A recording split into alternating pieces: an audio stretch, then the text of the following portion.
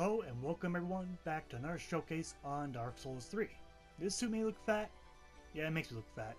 Anyway, by request, finally I got a request. The system works! Anyway, for this weapon, which is the Old King's weapon. Now, the Old King is an optional boss, so you can go through the whole game without even seeing him. But I like to go at least hit everything once. Most of the time, anyway. Anyway, the weapon for today is the, let's see, long name, Dragonslayer Swordspear? Or Dragonslayer Swordspear. Got that wrote wrong. Of course. Anyway, it is a mixture between a sword and a spear. What sword or spear? Why not both? Anyway, the description reads, a drag hunting weapon from the age of the gods.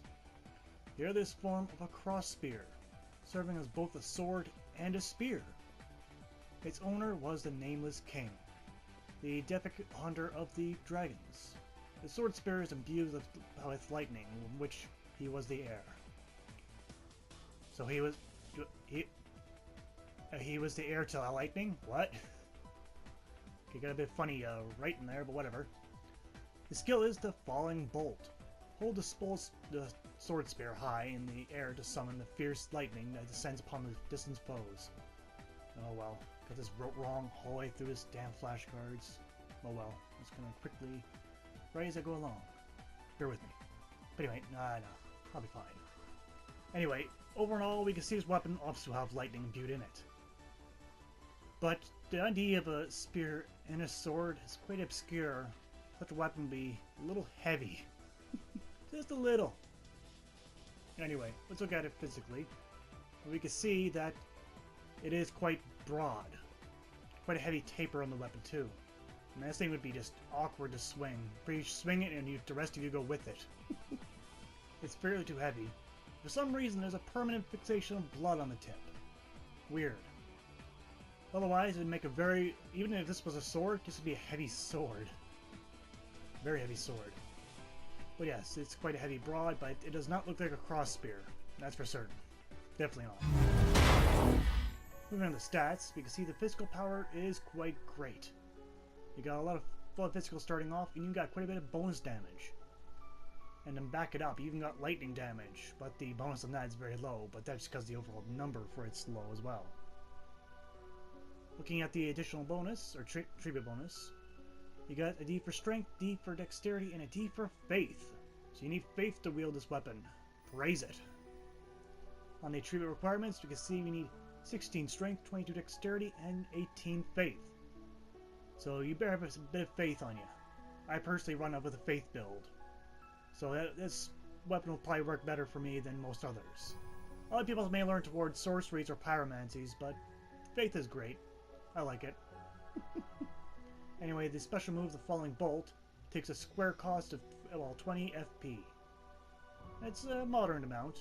Not too high, not too low. But the weight is, I'm not surprised with it, but it's 14.5. It's a heavy weapon. It's weighing heavier than a lot of great swords. Then again, you got pretty much a sword fixed on a spear. Of course it's going to be heavy. For the animations, the basic attack, you got the spear poke. Very exciting. Power attack, though, you got something different. You got the Parston move from the Parston spear. Not very many spears have that. And the basic attack for two-handed is a bit unique. No other weapons like that. Power attack for the... well, this weapon is just like a basic spear jab. Then you got the special move, Falling Bolt. So you got... okay. Not only to get lightning on the weapon as well, let's see it again. It summons lightning from the heavens and strikes down your foes. We'll call it Zeus's fist. But yes, we also got this lightning on the weapon. So it's a twofer. So, with this, we probably got lightning damage added on top of the already existing lightning damage on the weapon. Could be, we'll see. And the sprint attack, no surprise, spear jab. For the upgrades, this weapon, no surprise, takes Titanite scale since it is from a boss. So you get quite a bit of physical damage, but we don't get very much lightning damage. But, oh well. It is there. We can see a dexterity also went to C in the first upgrade. That's also nice. But with both damage being upgraded, you get quite a bit out of this. It just doesn't appear so at first. We see also the faith goes to a tribute to C, which is also good.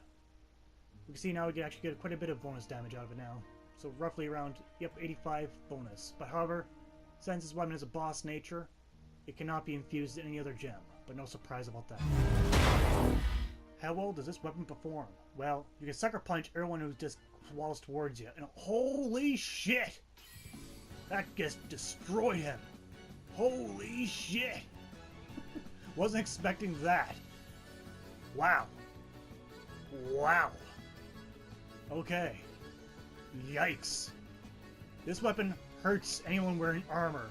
But again, armor makes for poor insulation. But damn, does that cut through their armor. Going on to the Gorgile here. Not nearly as much damage, but still plenty of damage. Very much so. And even the basic attacks just destroy him. Man, how about the Dark Black Knight? Oh, I missed. It has a fixed range of it, so seen. So roughly about 12 meters? 10 meters, it seems the range. Backstab is very powerful. Almost 600 damage with the lightning on. Let's see, lightning attack itself does another 400 damage. Excellent. Man, that thing's powerful. Anyway, moving on to the pros and cons of the Dragonslayer Swordspear. God, it's a mouthful of a name. On the pro side, you got a lot of damage. It's a bit of an understatement. You also have amazing range in this weapon, since that projectile, or it pretty much is a projectile, goes well beyond this weapon's range. It has lightning damage imbued, naturally. And it bypasses shields and armor. Clearly. Okay, for the cons of this weapon, clearly first one, it cannot be infused. It is a con. And the special move does have a fixed range. Though I believe it was around the 12 meter mark. Around there. 10 meters.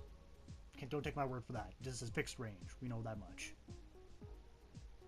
And I guess you do need a lot of stats. You need ample strength, dexterity, and faith. So this weapon does ask quite a bit of a player to wield it properly. And those are the cons.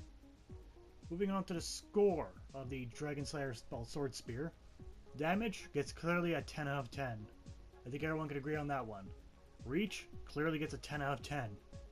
Easily, I don't need to explain that one. Animation gets 7 out of 10. It does borrow some of the moves from other spears, but has plenty of its own unique animations. Bonus gets 8 out of 10 for having good physical bonus and even having bonus damage on the lightning damage. Misk gets 10 out of 10. It's got lightning damage, it goes very far, and it can bypass shields with that lightning. Awesome. So in total, the Dragonslayer Swordspear gets 45 out of 50 points. It is nearly perfect. Almost. If only we didn't have those animations. If only the bonus damage was slightly better, it would be perfect. But you know what? That's more than perfect enough for me. This weapon pretty much passes all tests with flying colors. It might as well be perfect. I don't think many other weapons will strike higher than this weapon in terms of scoring and performance. Truly, I'm surprised that more people don't use this. That I see it very rarely. But hey, that's my opinion. That's been today's showcase. I thank you for watching and see you guys next time. Take care out there.